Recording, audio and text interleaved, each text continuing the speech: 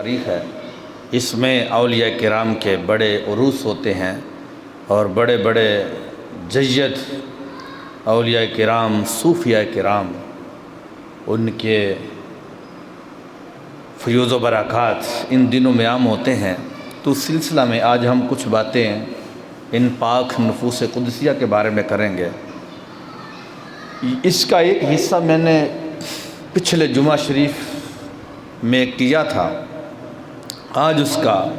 دوسرا حصہ اس کو بیان کرنا چاہتا ہوں۔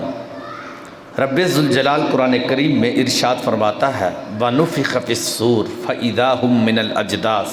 إِلَىٰ رَبِّهِمْ يَنْسِلُونَ۔ دو گروہوں کا ذکر کیا گیا۔ ایک گروہ وہ کہ جو گروہ رب ذوالجلال کے ساتھ ملاقات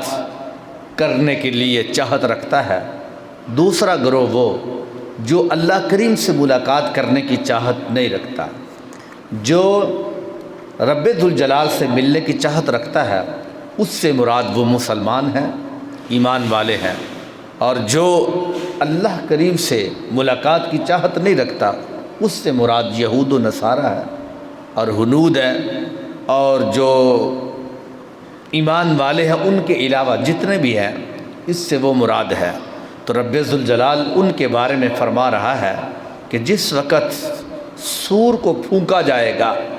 تو دوسری مرتبہ قبروں سے یہ اٹھیں گے اور اس کے بعد یہ اپنے رب کی طرف دوڑتے ہوئے چلیں گے اور آگے سے یہ کہیں گے ہائے خرابی، ہائے خرابی کہ ہمیں قبروں سے کس نے اٹھایا، کس نے ہمیں جگا دیا قبروں سے۔ وہ جس کا رحمان نے وعدہ کیا اور رسولوں نے سچ فرمایا۔ اب یہ جو آیت کریمہ ہے اس سے مراد وہ گروہ ہے کہ جنہوں نے رب ذوالجلال کو نہ مانا اور نہ قیامت کے دن پر ایمان لایا اور نہ اس کے اوپر وہ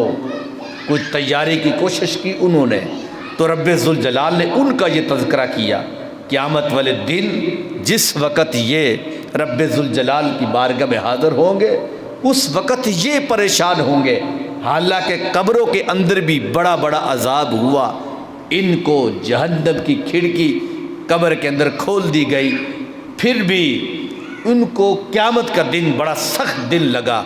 اور لگے گا، تو وہ رب ذوالجلال سے کہیں گے کہ اللہ ہمیں کس نے اٹھا دیا۔ اس وقت پھر رب ذوالجلال فرمائے گا کہ تم وہ لوگ ہو کہ جنہوں نے مجھے نہ مانا، تمہارے پاس میرے نبی آتے رہے، تم نے میرے نبیوں کو جھٹلایا، تم نے میرے نبیوں کی بات کو نہ مانا، تم ان کے ساتھ نہ بیٹھے بلکہ تم غیروں کے ساتھ جا کر بیٹھ گئے۔ تو رب ذوالجلال اس وقت قیامت والے دن فرمائے گا اب تمہارے لیے خرابی ہی خرابی ہے، تمہیں جہنم میں جانا پڑے گا، اس کو داخل جہنم کر دیا جائے گا۔ اور ادھر دوسرے وہ لوگ کہ جس وقت ان کے پاس نبی آئے اور انہوں نے آ کر اللہ کریم کا پیغام دیا، انہوں نے پیغام کو قبول کیا، رب ذوالجلال نے ان کی تعریف کی، ان کی تعریف کی اور ان کو دنیا کے اندر ہی صادق قرار دیا، ان کے اوپر رب ذوالجلال دنیا کے اندر ہی راضی رہا۔ اور بالخصوص یہ بات بڑی اہمیت کی قابل ہے کہ دیکھو تم رب ذوالجلال کا لوگ انکار کرتے رہے، رب ذوالجلال یقیناً بہت بڑا یہ جرم ہے، رب ذوالجلال کو لوگ بڑا کچھ کہتے رہے، یقیناً یہ بہت بڑا جرم ہے، لیکن رب ذوالجلال نے ان کے اوپر وہ عذاب نازل نہیں کیا جس وقت ان لوگوں نے اللہ کے نبیوں کو تکلیفیں دی، ان کو اذیتیں دی، ان کو معاذ اللہ قتل کر دیا۔ اس وقت رب ذوالجلال کے طرح طرح کے عذاب زمین پر نازل ہوئے، اس وقت رب ذوالجلال کے عذاب کا ان کو سامنا کرنا پڑا۔ اور پھر دیکھو کہ جنہوں نے دنیا کے اندر رہ کر رب ذوالجلال کے نبیوں کا ساتھ دیا، ان کی بات کو مانا، انہوں نے رب ذوالجلال کا کلمہ شریف پڑھا، کلمہ توحید پڑھا، تو رب ذوالجلال نے ان کا تذکرہ بڑے احسن انداز سے کیا۔ کسی جگہ پہ فرمایا رضی اللہ عنہم ورضوا عنہ، فرمایا اللہ بھی ان پر راضی ہے، اللہ ان پر راضی ہے اور وہ اللہ پر راضی ہے۔ کسی مقام پر رب ذوالجلال نے ان کو نبیوں کا صحابی، نبیوں کے صحابہ قرار دیا، کسی جگہ پر نبیوں کے ساتھی قرار دیا، تو اس واسطے کہ رب ذوالجلال کے جو بندے ہوتے ہیں وہ نبی ہو، وہ رسول ہو یا ان کے صحابہ ہو، جو ان کی معیت کے اندر ہوتا ہے، رب ذوالجلال ان کا تذکرہ رہتی دنیا تک کرتا ہے، قیامت تک کے لیے رب ذوالجلال ان کا تذکرہ کرتا ہے۔ اب یہاں پر آپ دیکھیں قرآن کریم کے اندر متعدد مقامات ایسے ہیں کہ جس وقت پہلے نبیوں نے دعوت توحید دی، جس قوم نے رب ذوالجلال کے نبیوں کی دعوت کو قبول کیا، اللہ کریم نے ان کو اس عذاب سے بچا لیا جس کے اندر غیروں کو مبتلا کرنا تھا۔ حضرت نوح علیہ السلام کو آپ دیکھ لیں، حضرت نوح علیہ السلام کے بارے میں موجود ہے قرآن کریم کے اندر کہ جس وقت رب ذوالجلال نے یہ حکم دیا کہ نوح علیہ السلام کشتی کو بناؤ، فَإِذَا اسْتَوَيْتَ أَنْتَ وَمَن مَّعَكَ عَلَى الْفُلْكِ فَقُلِ الْحَمْدُ لِلَّهِ الَّذِي نَجَّانَا مِنَ الْقَوْمِ الظَّالِمِينَ۔ فرمایا اے نوح علیہ السلام، جب تو اور تیرے ساتھی کشتی کے اندر بیٹھ جائیں تو اس وقت کیا کرنا ہے؟ تم نے میرا شکر ادا کرنا ہے، میری تعریف کرنی ہے۔ کس لیے؟ نجانا، ہم نے نجات دی، من القوم الظالمین، ظالم قوم سے، یعنی اس ظالم قوم کو رب ذوالجلال نے تباہ و برباد کر دیا۔ تو یہ جو قوم ان کے ساتھ رہی حضرت نوح علیہ السلام کے ساتھ، تو رب ذوالجلال نے ان کا تذکرہ آج بھی نجات والے لوگوں کے ساتھ کیا۔ کیوں؟ اس لیے کہ ان کی معیت اور سنگت جو تھی وہ ایک اللہ کے نبی کے ساتھ تھی، اللہ کے بندے برگزیدہ کے ساتھ تھی، اور جن کی سنگت نہیں، اگرچہ اس کے اندر ان کا بیٹا ہی کیوں نہ آ جائے حضرت نوح علیہ السلام کا، تو رب ذوالجلال نے فرمایا میرے نوح علیہ السلام وہ تمہارا نہیں ہے، لیس من اہلک، وہ تمہارا اہل نہیں ہے، تمہارا اہل وہی ہے جو تمہارے ساتھ بیٹھا۔ تو جن کی معیت، چاہے وہ ان کی رشتہ داری اللہ کے نبی حضرت نوح علیہ السلام کے ساتھ نہیں بھی تھی، لیکن انہوں نے سنگت اور ان کی معیت جو ہے وہ اختیار کی، تو رب ذوالجلال نے ان کو اپنا برگزیدہ بندہ قرار دیا اور ان کو جہنم سے آزادی کا پروانہ عطا فرما دیا۔ اور جو بیٹا تھا سگا، جو ان کا اپنا بیٹا تھا، وہ غیروں کے ساتھ جا بیٹھا اور انہوں نے اپنے نبی اور اپنے ابا جان کی سنگت کو چھوڑا، تو رب ذوالجلال نے ان کو اسی عذاب کے اندر دھکیل دیا۔ اسی طرح حضرت صالح علیہ السلام کی جو قوم ہے ان کا تذکرہ بھی رب ذوالجلال نے یہ بیان کیا ہے، فَلَمَّا جَاءَ أَمْرُنَا نَجَّيْنَا صَالِحًا وَالَّذِينَ آمَنُوا بِرَحْمَةٍ مِنَّا۔ فرمایا جس وقت ہمارے عذاب کا حکم آیا، حضرت صالح علیہ السلام کی قوم کا تذکرہ ان کے اوپر آیا، تو پھر کیا ہوا؟ جو ان کے ساتھ تھے رب ذوالجلال فرماتا ہے ہم نے ان کو اپنی رحمت سے بچا لیا۔ اب یہاں پر بھی جو تذکرہ ہے والذین آمنوا معہ کا ہے کہ یعنی وہ ایمان والے جو اللہ کے نبی حضرت صالح علیہ السلام کے ساتھ تھے، رب فرماتا ہے ہم نے ان کو بچا لیا، برحمت من، اپنی رحمت سے بچا لیا۔ لیکن جو ان کے ساتھ نہیں تھے رب ذوالجلال نے فرمایا ہم نے ان کو عذاب میں دھکیل دیا۔ حضرت ہود علیہ السلام کا ذکر بھی قرآن کے اندر موجود ہے، فلما جاء امرنا نجینا ہودا والذین آمنوا معہ برحمت منا۔ فرمایا جس وقت ہمارے عذاب کا حکم آیا، ہمارا عذاب آیا، تو ہم نے اپنی رحمت سے حضرت ہود علیہ السلام اور ان کے ساتھ ایمان لانے والوں کو نجات عطا فرمائی۔ تو یہ جتنی بھی آیات ہیں جو میں نے پڑھی ہے قرآن کریم کے اندر، تو بہت زیادہ ایسی آیات موجود ہے، لیکن جو میں نے ابھی آیات پڑھی ہے یہ ساری آیات سے یہ پتہ چلتا ہے کہ جن لوگوں کی سنگت اللہ کے نبیوں کے ساتھ ہے، اللہ کے نبیوں کے صحابہ کے ساتھ ہے، یا صحابہ کے آگے صحابہ کے ساتھ ہے، یا جو آج تک جتنے بھی مومنین ہیں جن کا تذکرہ اور جن کی سنگت اور صحبت جو ہے ان کے ساتھ ہے، رب ذوالجلال نے ہر گھڑی ہر آن جو ہے ان کو عذاب سے محفوظ فرما لیا ہے،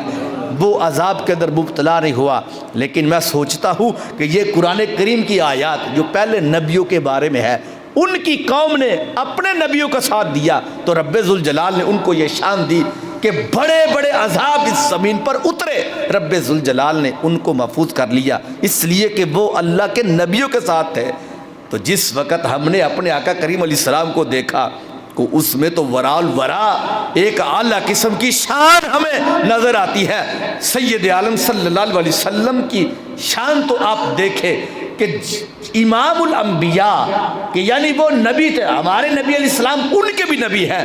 تو ان کی معیت میں جس وقت کوئی شخص آ جاتا ہے رب ذوالجلال ان کو کتنا بڑا مقام عطا فرما دیتا ہے۔ بڑی احادیث موجود ہے کتابوں کے اندر، ایک حدیث شریف میں آپ لوگوں کو سناتا ہوں اور ایمان کو تازہ کرنے والی ہے۔ سید عالم صلی اللہ علیہ وسلم ارشاد فرماتے ہیں، فرمایا میری امت میرے رب نے 3 حصوں میں تقسیم کی ہے قیامت والے دن۔ فرمایا ایک حصہ وہ کہ جو بغیر حساب کے جنت میں داخل ہوگا، دوسرا حصہ وہ ہے کہ جو جن سے بہت زیادہ آسان حساب لیا جائے گا، مشکل نہیں ہوگا، اور تیسرا حصہ وہ ہے سید عالم صلی اللہ علیہ وسلم فرماتے ہیں کہ جو رہ جائے گا وہ فرشتے آئیں گے رب ذوالجلال کے، ان کے نامہ اعمال ان کے ہاتھ میں ہوں گے، فرشتے آ کر کہیں گے اے رب ذوالجلال یہ تیرے نبی علیہ السلام کی وہ امتی ہے اور یہ وہ قوم رہ گئی ہے۔ سرکار فرماتے ہیں وہ فرشتے کہیں گے کہ جو لا الہ الا اللہ وحدہ یہ کلمات پڑھتے تھے، یعنی تجھے ایک مانتے تھے، وہ کسی بت کی پوجا نہیں کرتے تھے، وہ کسی پتھر کی پوجا نہیں کرتے تھے، اے اللہ تیرے ساتھ وہ کسی کو شریک نہیں ٹھہراتے تھے، تو اے اللہ یہ جب یہ کلمہ پڑھتے ہیں تو ان کو معاف کر دیا جائے۔ تو رب ذوالجلال فرمائے گا ٹھیک ہے فرشتوں تم نے گواہی دی ہے، میں ان کو معاف کر دیتا ہوں۔ فرشتے کہیں گے جس وقت یہ جملہ اور رب کی طرف سے یہ سنیں گے تو رب ذوالجلال فرمائے گا اے اللہ، رب ذوالجلال فرمائے گا کہ اے میرے فرشتوں اب ان کے جو نامہ اعمال جو ان کی غلطیاں ہے، جو ان کے گناہ ہیں، فرمایا یہ دوسروں کے اوپر ڈال دیا جائے، عیسائیوں کے اوپر ڈال دیے جائے، انہوں نے جو غلطیاں کی تھی، جو انہوں نے جرم کیے تھے، وَلَا يَحْمِلُنَّ أَثْقَالَهُمْ وَأَثْقَالًا مَعَ أَثْقَالِهِمْ، فرمایا کہ جو انہوں نے جرم کیے تھے ان کے جرم یہودیوں کے اوپر ڈال دیے جائے، ان کے جرم جو ہے عیسائیوں کے اوپر ڈال دیا جائے، ان کے جو جرم ہے جو دوسرے اوہام پرست بت پرست جو لوگ ہیں ان کے اوپر ڈال دیا جائے۔ سرکار فرماتے ہیں اسی طرح میری امت کا تیسرا گروہ بھی ایسے ہی معاف کر دیا جائے گا۔ پہلا گروہ تو ویسے ہی بغیر حساب کے جائے گا، دوسرا گروہ اس سے آسان ترین حساب لیا جائے گا، تیسرا گروہ کہ جن کے گواہی فرشتے آ کے دیں گے کہ یہ کلمہ پڑھنے والے تھے، اے اللہ ان کو جہنم میں نہ داخل کیا جائے۔ تو رب ذوالجلال فرمائے گا فرشتوں ٹھیک ہے تمہاری گواہی میں قبول کرتا ہوں، لیکن ان کے جو نامہ اعمال میں ان کے گناہ ہے اب ان کے نامہ اعمال میں رہنے نہیں دیے جائیں گے، بلکہ ان کو نکال کر یہودیوں کے نامہ اعمال میں داخل کر دیا جائے، ان کو عیسائیوں کے نامہ اعمال میں داخل کر دیا جائے۔ تو یہ سید عالم صلی اللہ علیہ وسلم نے فرمایا، تو کتنا بڑا کرم۔ اور بلکہ ایک حدیث شریف میں تو اس طرح بھی ہے کہ نبی پاک علیہ السلام نے فرمایا کہ ایک گروہ بغیر حساب کے جنت میں داخل ہوگا، دوسرا گروہ وہ کہ جن سے آسان حساب لیا جائے گا، اور تیسرا گروہ وہ ہے سرکار فرماتے ہیں جو میرے امتی رہ جائیں گے، فرمایا ان کا حساب میں اپنے رب کی بارگاہ میں پیش کروں گا اور اپنے رب سے کہوں گے اللہ میں ان کا سفارشی ہوں، یہ گناہ گار ضرور تھے، یہ ضرور ان کے نامہ اعمال سیاہ تھے، لیکن اے اللہ میرے امتی ہے، میں تیرا برگزیدہ نبی ہوں، بندہ ہوں، حبیب ہوں، میرے صدقے سے ان میرے امت کو بھی معاف فرما دے۔ سرکار فرماتے ہیں پھر میرا کرم ہوگا ان امتیوں کے اوپر، رب ذوالجلال میری وجہ سے یہ جتنے بھی گناہ گار شخص ہوں گے رب ذوالجلال ان کو معاف فرما کر جنت میں مقام عطا فرما دے گا۔ یہ ہے معیت کا فائدہ۔ آج ان لوگوں کو سمجھنا چاہیے کہ یہ جو لوگ شریعت کا مذاق اڑانے والے اور اللہ کے بندوں کا مذاق اڑانے والے،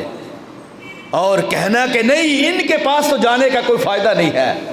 جائیں گے تو کیا ملے گا۔ ادھر رب کہتا ہے میرے نبی علیہ السلام کی امت تم ان کے پاس بیٹھو، ان کے پاس بیٹھ کر ذکر کرو۔ فرمایا دنیا میں بھی تمہاری عزت ہوگی، قیامت والے دن بھی تمہاری عزت ہوگی۔ ایسے ہی انبیاء علیہ السلام کے ساتھ ہونے کا ایک طریقہ یہ بھی ہے کہ ذہن کے اندر یہ خیال تو آتا ہے کہ جب اللہ کے نبی نہیں ہے تو پھر ہم کیسے ان کے ساتھ ہونے کا طریقہ استعمال کریں۔ اگرچہ حکم ہے کہ اللہ کے نیک بندوں کے پاس جا کر بیٹھا کرو، اس کے اندر کوئی شک نہیں ہے، اگرچہ حکم ہے کہ تم صالحین کے پاس بیٹھ کر رب کا ذکر کیا کرو، لیکن سرکار مدینہ صلی اللہ علیہ وسلم نے ایک ایسا نسخہ کیمیا دیا جو قیامت تک کے لیے اپنی امت کی بیماری کا علاج فرما دیتا ہے۔ کیا ہے؟ سید عالم صلی اللہ علیہ وسلم کا یہ فرمان مبارک، من قرأ 1000 آیت فی سبیل اللہ، فرمایا جس نے قرآن کریم کی 1000 آیت کی تلاوت کی، 1000 آیت، قرآن کریم کی آیات ہے نا 6666 تقریباً، اتنی آیات 6666 آیات، تو سرکار فرماتے ہیں پورے قرآن میں 1000 آیت جس نے تلاوت کی، سرکار فرماتا ہے کتب یوم القیامہ مع النبیین والصدیقین والشہداء والصالحین، فرمایا قیامت والے دن رب ذوالجلال ان کو نبیوں کے ساتھ جمع کرے گا،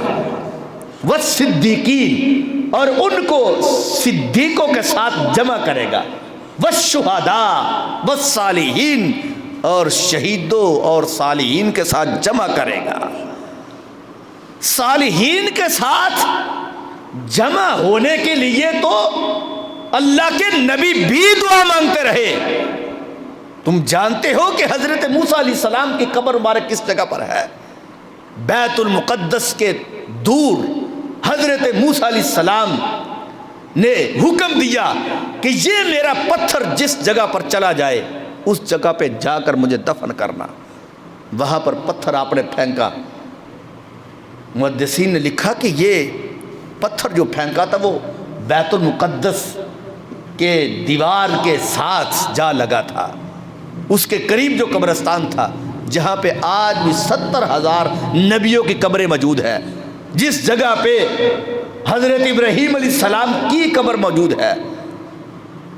تو کہتے ہیں وجہ اس کی یہ تھی کہ حضرت موسیٰ علیہ السلام کہتے تھے کہ اللہ میری قبر حضرت ابراہیم علیہ السلام کے ساتھ ہو، میری قبر حضرت اسحاق علیہ السلام کے ساتھ ہو، میری قبر جو ہے ان پاک بندوں کے ساتھ ہو،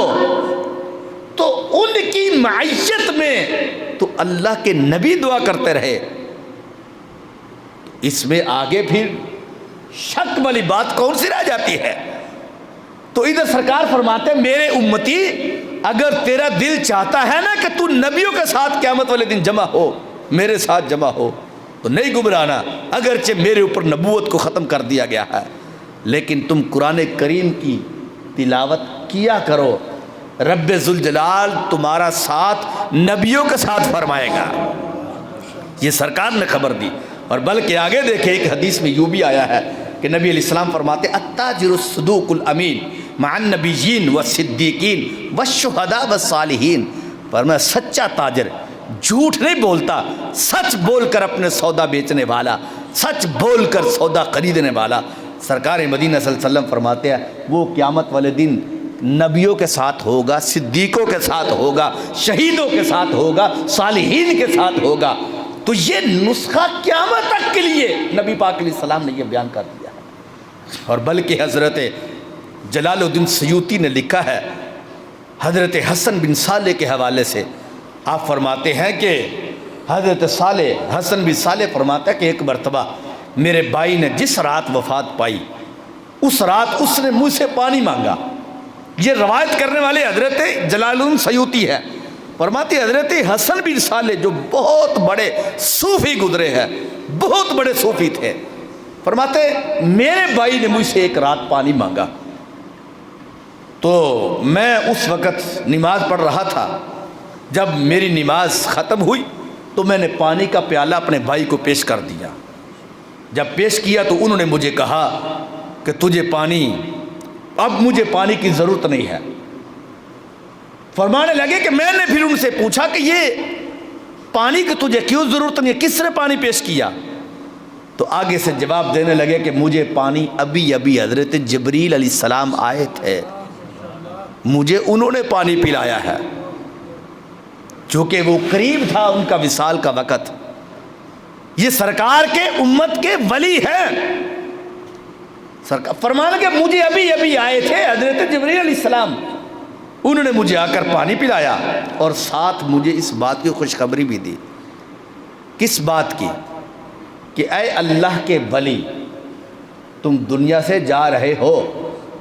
تجھے خوشخبری ہو، میرے رب نے مجھے حکم دیا کہ جاؤ میرے بندے کو خوشخبری دو۔ انت و اخوک و امک مع الذین، فرمایا تو اور تیرا بھائی حسن بن صالح، و امک اور تیری ماں، مع الذین انعم اللہ تعالیٰ نے تینوں کے اوپر بہت بڑا انعام کیا ہے۔ کس بات کا؟ فرمایا علیہم من النبیین والصدیقین والشہداء والصالحین، فرمایا تم نے دنیا کے اوپر رہ کر سچ بولا ہے، دنیا میں رہ کر تم نے نیک بندوں کی سنگت کو اختیار کیا ہے، رب ذوالجلال نے تمہیں قیامت والے دن نبیوں کے ساتھ جمع ہونے کا حکم عطا فرما دیا ہے۔ آگے صدیقوں کا بھی ذکر ہے کہ صدیقوں کے ساتھ جمع ہوں گے، شہداء کے ساتھ، صالحین کے ساتھ جمع ہوں گے۔ تو یہ کتنا فائدہ اور کتنی برکت ہے اللہ کے نیک بندوں کے پاس بیٹھنے کی، کہ جس کی بنیاد پر بندہ گناہوں سے بچا رہتا ہے، غلطیاں نہیں کرتا، ان کے ساتھ بیٹھ کر ذکر کرتا ہے، ان کو نیکیوں کی ترغیب دیتا ہے، اور پھر وہ ترغیب لیتا بھی ہے جس کی بنیاد پر وہ بندہ کبھی بھی بھٹکتا نہیں ہے۔ سالے ترا سالے کند، تالے ترا تالے کند، کہ بندے کی صحبت اگر نیک بندوں کے ساتھ ہوتی ہے تو نیک ہی ہو جاتا ہے، اور اگر بروں کے ساتھ ہوتی ہے تو پھر برا ہی ہوتا ہے۔ آپ بیٹھے ہو مسجد میں آ کر نمازیوں کے ساتھ، میرے ساتھ بیٹھے ہو، ہم نماز پڑھنے کے لیے بیٹھے ہیں، یقیناً ہم نماز پڑھیں گے، تم بھی پڑھو گے۔ خدا نہ خواستہ کوئی بندہ کسی بری صحبت میں بیٹھا ہوتا، کسی کلب میں بیٹھا ہوتا،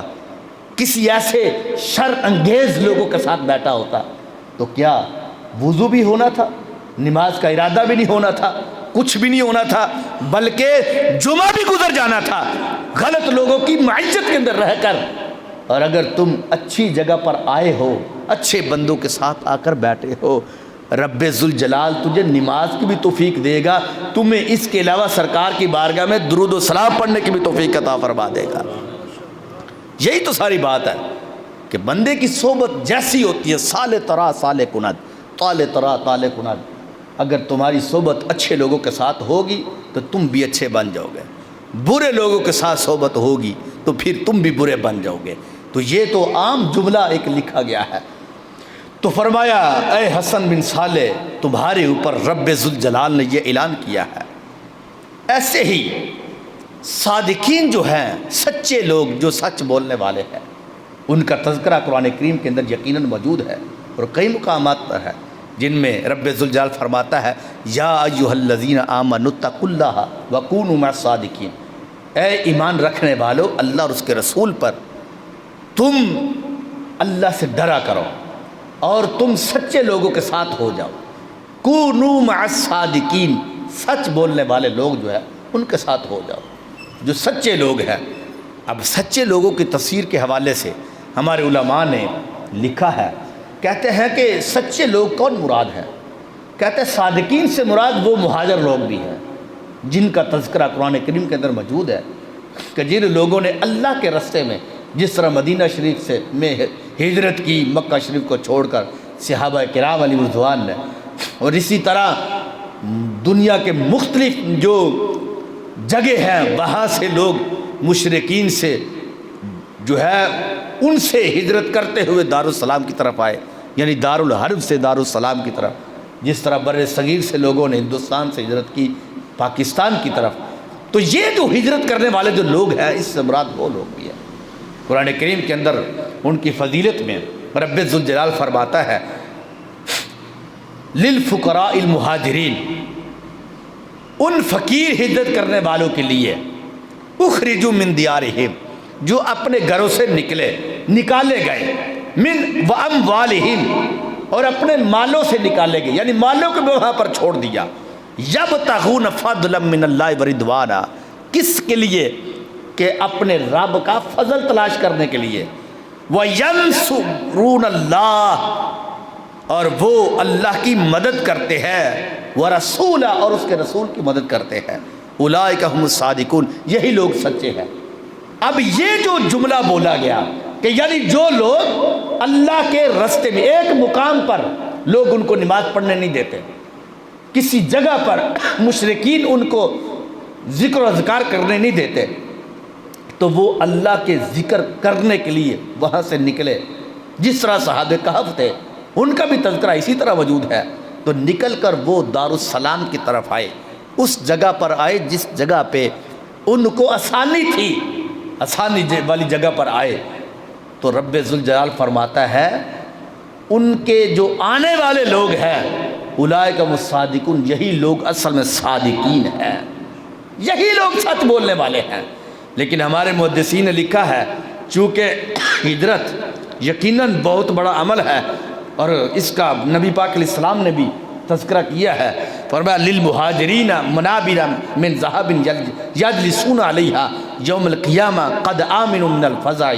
سرکار نے فرمایا قیامت کے دن مہاجرین کے سونے کے ممبر ہوں گے جن پر وہ بیٹھیں گے، اور قیامت کی گھبراہٹ سے وہ امن میں رہیں گے۔ یہ نبی پاک علیہ السلام نے ارشاد فرمایا ہے، جو اللہ کے راستے میں ہجرت کرتا ہے، ہجرت کر کے وہ دوسری جگہ پر منتقل ہوتا ہے، تو سرکار مدینہ صلی اللہ علیہ وسلم فرماتا ہے قیامت والے دن رب ذوالجلال ان کو اتنا اجر دے گا کہ ان کے لیے نور کے ممبر بچھائے جائیں گے، ان کے اوپر ان کو بٹھایا جائے گا، چہرے ان کے چاند کی طرح چمکتے ہوں گے۔ سرکار فرماتا ہے جس وقت بڑے بڑے تاج داروں کے تاج اچھل چکے ہوں گے، بڑے بڑے چودھریوں کے چدراہٹ ختم ہو چکی ہوگی،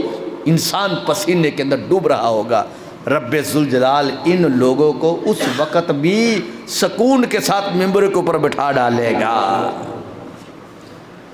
اب حضرت عبداللہ بن عمر رضی اللہ تعالی عنہ سے بھی یہ روایت ہے، کہتے ہیں کہ ہم رسول اللہ صلی اللہ علیہ وسلم کی بارگاہ میں حاضر تھے، سورج طلوع ہوا، نبی پاک علیہ السلام نے فرمایا قیامت کے دن کچھ لوگ آئیں گے، ان کا نور آفتاب کی طرح ہوگا، جس طرح یہ سورج چمکتا ہوا تمہیں نظر آ رہا ہے۔ ہمارے نبی علیہ السلام نے فرمایا اس طرح ان کا چہرہ چمکتا ہوا نظر آئے گا۔ حضرت عبداللہ بن عمر کہتے ہیں میں نے نبی علیہ السلام سے پوچھا محبوب علیہ السلام وہ لوگ جن کے بارے میں آپ خبر دے رہے ہو کیا وہ ہم لوگ ہیں؟ آقا علیہ السلام نے فرمایا اے میرے صحابی تم تو خیر کثیر پر ہو۔ محبوب علیہ السلام پھر وہ کون لوگ ہیں کہ جن کے چہرے سورج کی طرح چمکتے نظر آئیں گے؟ تو نبی علیہ السلام نے فرمایا وہ فقیر مہاجرین ہوں گے کہ جن کا زمین کے مختلف اطراف سے حشر ہوگا، کہ یعنی زمین کے مختلف حصوں میں وہ قیامت تک کے لیے ہوں گے۔ اب یہاں پہ مفسرین نے لکھا کہ مدینہ شریف کی چونکہ ہجرت تو ختم ہے، کہ مدینہ شریف میں ہجرت ہو گئی، مکہ شریف سے لوگ آئے، سرکار نے خود فرما دیا اب اس کے بعد مکہ شریف سے کوئی ہجرت نہیں ہوگی۔ لیکن سید عالم صلی اللہ علیہ وسلم نے یہ جو جملہ بولا کہ وہ زمین کے مختلف اطراف سے ان کا حشر ہوگا، اس سے مراد کون لوگ ہیں؟ تو ہمارے مفسرین نے لکھا کہ اس سے مراد جو ہمارے صوفیاء نے لی ہے، کہتے ہیں کہ گناہوں سے ہجرت کر کے نیکیوں کی طرف آ جانا یہی اصل مہاجر ہوتا ہے۔ کہ گناہوں کو چھوڑ کر ایک بندہ بے نمازی تھا، اس نے نماز پکا ارادہ کیا کہ آج کے بعد میں بے نمازی نہیں رہوں گا، نماز پڑھوں گا۔ اب وہ جو گناہ تھا اس کو اس نے چھوڑ کر وہ نیکی کی طرف آیا۔ ایک بندہ معاذ اللہ زانی تھا، اس نے زنا کو چھوڑا، چھوڑ کر وہ چلا آیا ادھر نیکی کی طرف، کیونکہ ہجرت کا معنی ہی ہوتا ہے چھوڑنا، ایک جگہ کو ترک کر کے دوسری جگہ پہ منتقل ہونا، یہ اس کی اصطلاحی تعریف ہے۔ لیکن فرمان لگے اصل یہی ہے کہ ایک بندہ حرم کعبہ میں بھی ہو لیکن اس کا سینہ گندگی کے ساتھ بھرا ہوا ہو، گندگی کے ساتھ بھرا ہوا ہو، گناہ نہ چھوڑتا ہو، اس کو مہاجر نہیں کہا جائے گا۔ اور دوسرا بندہ پاکستان کے کسی کونے کے اوپر یا زمین کے دوسرے کونے پر بیٹھا تھا، حرم کعبہ میں نہیں تھا، لیکن وہ گناہوں کو چھوڑے ہوئے تھا، سینہ اس کا صاف تھا، تو ہمارے صوفیہ کہتے ہیں کہ اصل مہاجر ہوتا ہی وہ ہے، ہجرت کرنے والا وہ ہوتا ہے۔ وگرنہ یہ تو کئی مثالیں موجود ہیں کہ بندہ پاکستان میں ہو، حالت ایمان میں ہو، نمازی ہو، پرہیزگار ہو، لیکن وہ جس وقت فوت ہوتا ہے روح ادھر سے نکلتی ہے تو سیدھا وہ سرکار کی بارگاہ میں پہنچ جاتا ہے، اور ادھر وہ حرم کعبہ میں بیٹھا تھا، بغض تھا اس کے سینے کے اندر سرکار کا، معاذ اللہ بغض تھا اس کے سینے میں اہل بیت طہار علیہم الرضوان کا، اور بغض تھا ان کے سینے میں صحابہ کرام علیہم الرضوان کا، تو وہ وہیں پہ مر گیا، تو پھر وہ کبھی بھی وہاں سے کوئی بندہ کہہ نہیں سکتا کہ وہ جنت میں داخل ہوگا یا وہ ہجرت کرنے والا ہوگا، ایسا تو ہوگا نہیں۔ ایک بزرگ تھے ہمارے بہت بڑے، حضرت شاہ حسین رحمۃ اللہ تعالی علیہ، ان سے کسی نے مسئلہ پوچھ لیا کہ یہ جو نبی پاک علیہ السلام کی حدیث شریف ہے کہ میرا مدینہ شریف لوہار کی بھٹی کی طرح ہے، فرمایا وہ جس وقت کوئی بندہ اس کے مدینہ شریف کے اندر آتا ہے تو وہ اس طرح صاف ہوتا ہے جس طرح کہ لوہار کی بھٹی میں لوہا صاف ہوتا ہے، اس کا زنگ اترتا ہے۔ تو آپ بتائیں کہ اسی مدینہ شریف کے اندر منافق بھی مرتے ہیں تو ان کو بھی جنت البقیع شریف کے اندر دفن کر دیا جاتا ہے۔ تو حضرت شاہ حسین رحمۃ اللہ علیہ نے فرمایا جاؤ اس کا جواب ہم کل دیں گے۔ اور ایک روایت اس طرح کہ آپ ان کو جھڑک دیا کہ جاؤ چلے جاؤ، کہتے دور ہوا کیا، رات کا وقت ہوا تو میں سو گیا، تو میں نے سوتے ہوئے خواب کے اندر کیا دیکھا کہ میں جنت البقیع شریف کے اندر ہوں، کچھ لوگ آ رہے ہیں سواریوں کے اوپر لاشوں کو لے کر، جسموں کو لے کر، مردوں کو لے کر آ رہے ہیں اور ان کو جنت البقیع شریف کے اندر دفن کر رہے ہیں، اور کچھ لوگ ایسے ہیں مدینہ شریف کے اندر جنت البقیع شریف میں کہ ان کو قبروں کے اندر نکال کر وہ زمین کے کسی دوسرے کونوں کے اوپر چھوڑ رہے ہیں، وہاں پر دفن کر رہے ہیں۔ کہتے ہیں یہ میں نے خواب جب دیکھی، صبح کے وقت میں جاگ آئی تو میں سیدھا جب آپ کی بارگاہ میں پہنچا تو مجھے دیکھتے ہی حضرت شاہ حسین رحمۃ اللہ علیہ نے فرمایا جو مسئلہ تم نے کل مجھ سے پوچھا تھا آج تو اس کا جواب خواب کے اندر دیکھ کر آیا ہے۔ پوچھا وہ کس طرح؟ کہا یہی وجہ ہے کہ جو مومن زمین کے کسی کونے پر بھی دفن ہوتا ہے، جو مومن ہوتا ہے اور اس کے سینے کے اندر سرکار کی محبت، حضور کے صحابہ کے اہل بیت کا پیار ہوتا ہے، تو تم دیکھتے ہو کہ زمین کے دوسرے کونے پر وہ قبر تو موجود ہوتی ہے لیکن حقیقت میں وہ سرکار کی بارگاہ میں پہنچ جاتا ہے، اور وہ جو جنت البقیع شریف کے اندر سے مردوں کو نکال کر دوسرے کونوں پر دفن کیا گیا دوسرے اطراف میں زمین کے، فرمایا وہ منافقین تھے کہ جن کو اسی علاقے کے لوگوں نے وہاں پہ دفن کر دیا، اور فرشتے آتے ہیں وہاں سے نکال کر دوسری جگہ پہ دفن کر دیتے ہیں۔ فرمایا یہی تو لوہار کی بھٹی کا کام ہے۔ فرمایا میرا مدینہ شریف منافقوں کو باہر نکالتا ہے، اس کے اندر اگر کوئی مر کے مدینہ شریف کے اندر دفن بھی کر دیا گیا تو سرکار فرماتے ہیں ان کو نکال دیا جاتا ہے، نکال کر وہ دوسرے کونے میں دفن کیا جاتا ہے۔ تو یہی وجہ ہے کہ اگر بندے کا سینہ گندگی کے ساتھ بھرا ہے، وہ حرم کعبہ میں بھی موجود ہے، تو اس کو کوئی بندہ ہجرت کرنے والا نہیں کہے گا، اور اگر اس کا سینہ نور علی نور ہے، ایمان والا ہے، تو وہ زمین کے کسی کونے پر بھی ہوگا، اس بندے کو رب ذوالجلال قیامت والے دن مہاجرین کی صف میں شامل فرما دے گا۔ آپ دیکھو نا حضور کی حدیث پاک ہے المہاجر من ہاجر ما نہی اللہ عنہ۔ اب حضور نے فرمایا کہ مہاجر اصل میں ہوتا کون ہے، اور یہ اللہ کے ولی کی بہت بڑی شان ہے۔ سرکار نے ارشاد فرمایا مہاجر وہ ہوتا ہے جو اس کام سے باز رہے جس کام سے رب نے اس کو منع کیا ہوا ہے، جس کام سے روکا اس سے باز رہے، وہ مہاجر ہوتا ہے۔ اور ایک حدیث شریف میں یہ بھی ہے، المہاجر من حضر الخطایا والذنوب، حضور فرماتے ہیں مہاجر وہ ہے جو برائی اور گناہ کو چھوڑ دے۔ ایک حدیث پاک میں اس طرح بھی ہے کہ ہمارے نبی پاک علیہ الصلوۃ والسلام نے یہ ارشاد فرمایا ہے، فرمایا کہ اصل مہاجر ہوتا وہ ہے کہ جن کاموں سے رب ذوالجلال نے ان کو منع کیا ہے وہ رک جائے، اور جن کاموں کا رب ذوالجلال نے ان کو حکم دیا ان کاموں کو کر ڈالے۔ رب ذوالجلال ان کو قیامت والے دن صدیقین کی صف میں شامل فرما لے گا۔ اب دیکھیں اس آیت جو میں نے آیت پڑھی اور جو حدیث پڑھی ہے، اس سے یہ ہمیں پتہ چلا کہ انسان گناہوں کو چھوڑ دے تو انسان صادق ہوگا، سچا ہوگا۔ انسان گناہوں کو چھوڑے تو انسان مہاجر ہوگا، وہ چاہے ایک جگہ پر بیٹھا ہی کیوں نہیں، کہ ضروری نہیں ہے کہ اس جگہ کو چھوڑ کر وہ دور دراز علاقے میں چلا جائے تو تب وہ ہجرت ہوگی۔ جس طرح مکہ شریف کے لوگوں نے چھوڑا تو مدینہ شریف میں پہنچے، ہندوستان کے لوگوں نے چھوڑا پاکستان پہنچے، تو وہی ہجرت ہے۔ ہجرت سرکار فرماتا ہے ہجرت یہ ہے کہ بندہ گناہوں سے باز رہے، ہر وہ چیز جو جہنم میں جانے کا باعث بنے اس کو وہ چھوڑ ڈالے۔ اب دیکھو نا قرآن کریم کے اندر یہ موجود ہے، وَمَن يَقْتُلْ مُؤْمِنًا مُتَعَمِّدًا فَجَزَاؤُهُ جَهَنَّمُ، رب ذوالجلال فرماتا جس نے جان بوجھ کر کسی مومن کو قتل کیا تو اس کے بدلے میں اس کو دوزخ میں جانا پڑے گا، جان بوجھ کر۔ یہ قرآن کی آیت ہے، اور جانا پڑے گا اور بڑی دیر تک اس کو جہنم میں رہنا پڑے گا۔ اور اسی طرح والدین کی نافرمانی کے بارے میں رب فرماتا ہے وَلَا تَنْهَرْهُمَا وَقُلْ لَهُمَا قَوْلًا كَرِيمًا، فرمایا والدین کو مت جھڑکو اور ان کے ساتھ نرمی سے پیش آیا کرو، نرمی سے کلام کرو۔ اسی طرح ایک اور مقام پر یتیموں کے بارے میں ہے، ان الذین یاکلون اموال یتامی ظلما انما یاکلون فی بطونہم نارا، فرمایا جو زیادتی سے یتیموں کا مال کھاتے ہیں اور وہ اپنے پیٹوں میں آگ بھرتے ہیں۔ یتیم کا مال کھانے کے بارے میں رب کہہ رہا ہے کہ جو یتیم کا مال کھاتے ہیں وہ اصل میں اپنے پیٹ میں آگ بھر رہے ہیں۔ اسی طرح سود کھانے والوں کے بارے میں لوگوں نے رب ذوالجلال فرماتا ہے الذین یأکلون الربا لا یقومون الا کما یقوم الذی یتخبطہ الشیطان،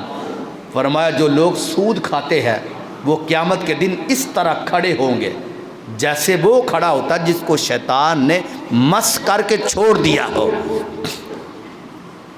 اب یہ جو بیان کرنے کا مقصد یہ ہے کہ قتل ناحق کرنا بہت بڑا جرم ہے، لیکن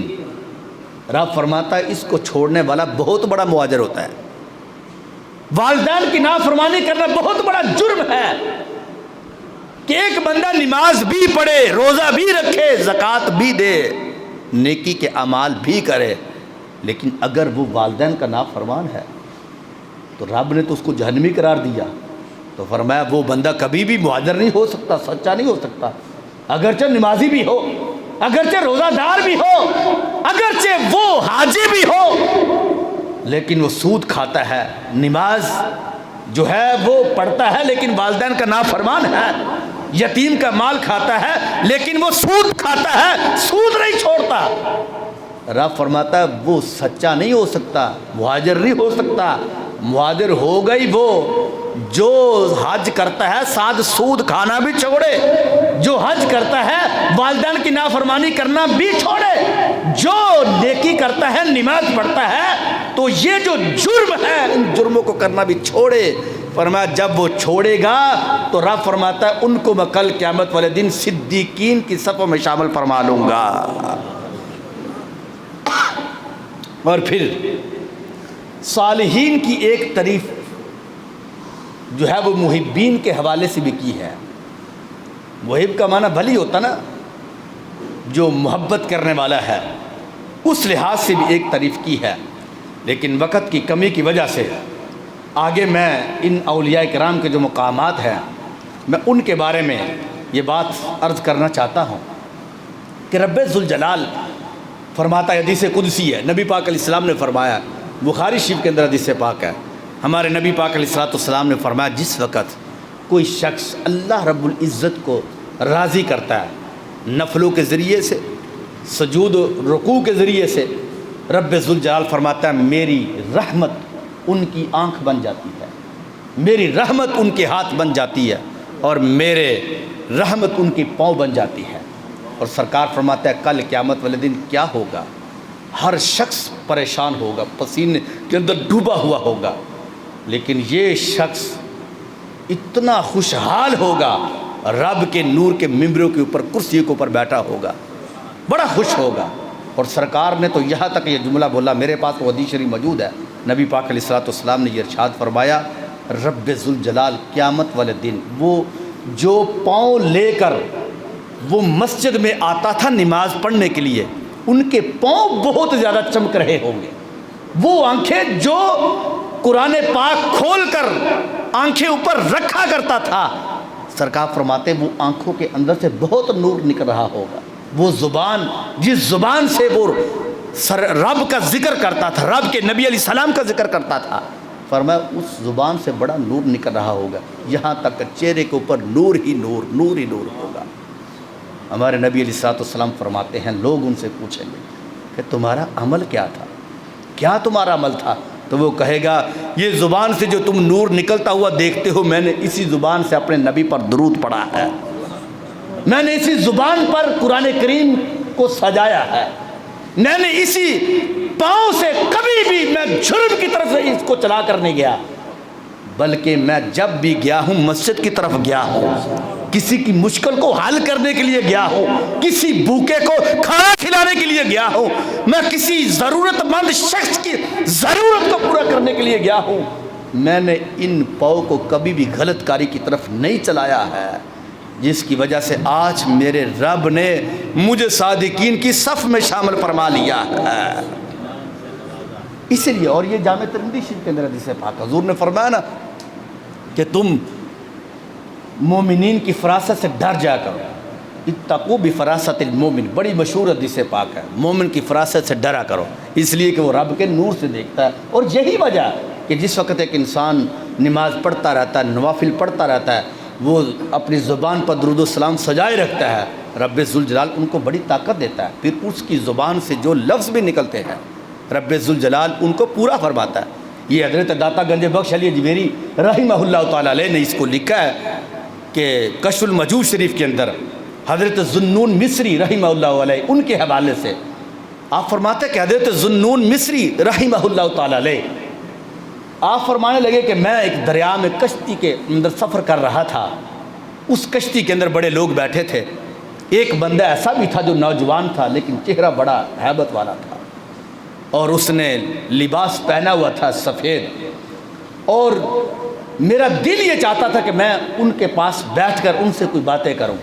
لیکن کہتے ان کے چہرے کی ہیبت اتنی تھی کہ مجھے ڈر لگتا تھا ان کے پاس بیٹھنے کے لیے۔ فرمانے لگے کہ ہوا کیا، اسی کشتی کے اندر ایک تاجر تھا، اس تاجر کا ایک جوہر گم ہو گیا، موتی گم ہو گیا۔ آپ فرمانے لگے کہ کشتی کے اندر شور پڑ گیا، لوگوں نے الزام اس خرقہ پوش شخص جو نوجوان تھا جن کے پاس میں بیٹھنا چاہتا تھا ان کے اوپر لگا دیا۔ کہتے ہیں کہ جب الزام لگایا، شور پڑ گیا، میں اس بزرگ کے پاس بیٹھ چلا گیا جو نوجوان ولی تھا۔ جب ان کے پاس بیٹھا میں تو میں نے ان سے کہا کہ یہ کشتی کے اندر شور پڑا ہوا، لوگ کہہ رہے ہیں کہ ہمارا موتی چوری ہوا ہے اور چوری بھی آپ نے کیا ہے، الزام آپ پہ لگ رہا ہے۔ حضرت ذوالنون مصری کہتے ہیں کہ میں نے جب ان کو یہ کہا تو انہوں نے آسمانوں کی طرف منہ کیا اور اپنی زبان کو حرکت دی، کوئی لفظ بولے لیکن میں نے سنے نہیں، لفظ بولے۔ کہتے جب چہرہ نیچے کیا تو میں نے دریا کی طرف دھیان دیا، دریا کی ہر چھوٹی مچھلی بڑی مچھلی باہر نکلتی اپنے منہ پر ایک موتی لیے ہوئے ہیں، ایک چھوٹی سی مچھلی، کہتے اس کے منہ سے ایک موتی پکڑا اور جس نے الزام لگایا تھا ان کو وہ موتی دے دیا۔ جب موتی دیے تو وہ کشتی والے جتنے بھی تھے وہ پریشان ہوئے، شرمندہ ہوئے، اور وہ آ کر آپ سے معافی مانگنے لگے اور پوچھنے لگے کہ تم کون ہو؟ حضرت ذوالنون مصری کہتے وہ نوجوان خرقہ پوش شخص بولا نہیں، وہاں سے نکلا، کشتی سے پانی کے اندر ہی وہ چلنا شروع ہو گیا۔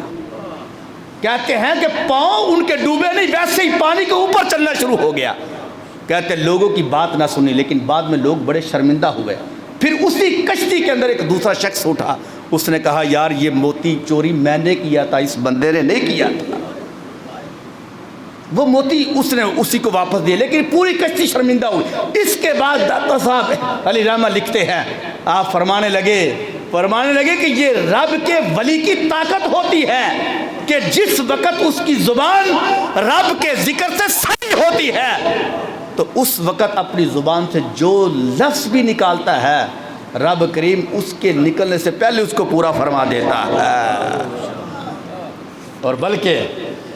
حضرت حوصرہ بن محمد مصری، یہ مصر کے بہت بڑے ایک بزرگ اور زاہد اور پارسا گزرے ہیں، وہ کہنے لگے، حضرت یزید بن ہارون، یہ حضرت امام اعظم ابو حنیفہ کے زمانے کے اندر گزرے ہیں اور اتنے برگزیدہ تھے، ایک بزرگ گزرے حضرت عبداللہ رضی اللہ تعالیٰ، وہ کہتے ہیں کہ میں نے بغداد شریف کے اندر دو لوگوں کو دیکھا کہ ایک وہ بزرگ کہ جن سے بڑا میں نے عالم نہیں دیکھا، فرمایا ان کو امام اعظم ابو حنیفہ کہا جاتا ہے، اور وہ شخص جن سے بڑا میں نے کچھ متقی پرہیزگار نہیں دیکھا، فرمانے لگے ان کو یزید بن ہارون کہا جاتا ہے۔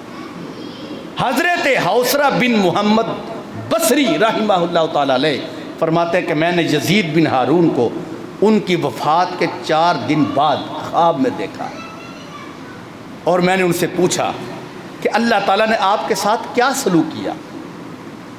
انہوں نے آگے سے جواب دیا کہ اللہ تعالیٰ نے میری نیکیاں قبول کر لی ہے اور میرے گناہوں سے درگزر کیا ہے، یہ میرے رب کا میرے اوپر کرم ہوا۔ فرماتے میں نے ان سے پھر پوچھا کہ اس کے بعد رب نے تمہارے ساتھ کیا کیا؟ آگے سے حضرت یزید بن ہارون کہنے لگے کہ اے حوصرہ بن محمد بصری، وہ کریم ہے، کریم سے کرم کی توقع کی جاتی ہے، اور مجھے میرے رب نے کیا کہنا تھا، وہ کریم تھا، کرم والا تھا، میرے اوپر اس نے کرم کیا، اس نے میرے گناہ معاف فرما دیے، میری نیکیوں کو قبول فرما دیا، وگرنہ وہ چاہتا تو میرے گناہ بھی معاف نہ کرتا، میری نیکی ایک بھی قبول نہ کرتا، یہ تو اس کی مہربانی ہے، کرم نوازی ہے۔ فرمانے لگے کہ پھر مجھے بتاؤ تو صحیح کہ یہ مقام تمہیں کیسے ملا، اللہ کی بارگاہ میں اتنے تم قریب ہوئے ہو، قرب تمہیں ملا جو ہے وہ کیسے ملا؟ آگے سے انہوں نے بڑا ایک لمبا تذکرہ کیا، فرمان لگے سچ بولنے کی وجہ سے ملا، میں رات کو کھڑا ہو جاتا تھا، قیام کی حالت میں ساری رات گزر جاتی، سجدے میں ہوتا تو سجدے میں رات گزر جاتی، یہاں تک کہ اگر میرے اوپر کوئی فقیری آ گئی، غربت آئی، مجھے کسی چیز کی بھی ضرورت پڑی تو میں نے اس کے اوپر صبر کیا، اس کی وجہ سے مجھے جو ہے میرے اوپر رب نے کرم کیا۔ حضرت